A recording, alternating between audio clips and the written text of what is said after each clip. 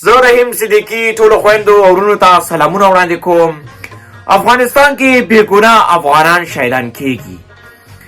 مسافر وروڼه او خویندې راوځي د دوی غږ اوچتوي. اخر ولې بېګناه افغانان شهیدان کېږي؟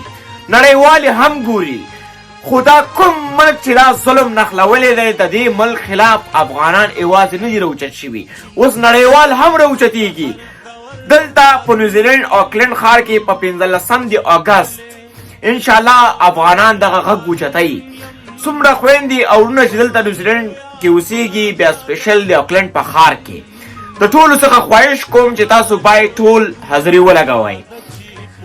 جلوس به راوځي د اوکلینډ په ښار کې، دلته کوین سټریټ، دلته ټولو ته ښه معلومات دی چې فیمس سټریټ دی، مشهور سټریټ دی، کوڅه ده.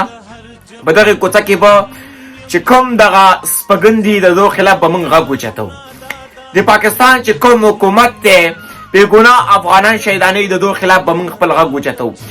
زیاتره ما ته دا وی تاسو نفرت شروع کې، دو ته دا معلومات نشته چې بېګناه افغانان شهیدانېږي. تاسو بیا دې ته د کوم د نفرت ټکی ورکوئ. زه د خپل د پښتون ورور خلاف نه یم راوتی.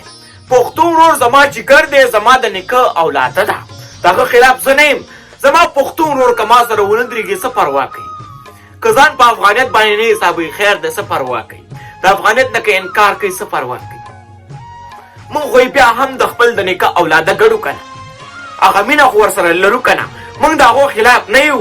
موږ چې دا کوم حکومت دی د پاکستان چې بېګناه افغانان شهیدانوي، د دو خلاف یو. موږ ما ته خلک وایي دا د لر او د بر په پښتنو کې نفرت شروع کړی او خبر نه وي په افغانستان کې بېګناه افغانان شهیدانېږي، میندې کونډېږي، خویندې کونډېږي، بېګناه بچي یتیمانان کېږي. د دو غږ در باندې د دو غږ باید اوچت کړئ، د دو غږ در باندې حق دی. زه د خپل پښتون نه نفرت نه کوم، د خپل مسلمان ورور نه نفرت نه کوم. د دو چې کوم حکومت دی پاکستان کې پښتانه هم پر دغې سترګو ګوري او پنجابیان هم ګوري او نړیوال هم ګوري. اوس نړیوالو ته موږ دغه ثابتوو چې پاکستان یو ترهګر ملک دی، ترهګر پکې اوسېږي.